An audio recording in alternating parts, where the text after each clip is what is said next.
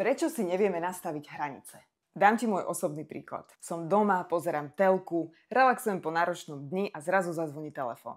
Stani, čau, potrebujem od teba láskavosť, potrebujem do zajtra preložiť jeden text do angličtiny. Prvá vec, ktorá mne ide okamžite hlavou je, ja vôbec nemám chuť sa do toho teraz pustiť. Ešte mi dáva aj deadline, že to musí byť do zajtra. Ale druhá vec, ktorá mi ide hlavou a ktorá totálne rozhodne o tom, čo urobím, je, čo keď sa nahnevá? Čo keď sa so mnou prestane rozprávať? Čo ak o tom povie druhým a oni si o mne urobia zlú mienku? A my si veľakrát myslíme, že to všetko, čo cítime, je vina. Ale čo to skutočne je strach. Strach z opustenia, strach z toho, že nie som dosť dobrá, strach, čo si o mne budú myslieť druhý. A paradoxne si myslíme, že keď povieme áno, keď chceme povedať nie, robíme niečo dobre pre náš vzťah.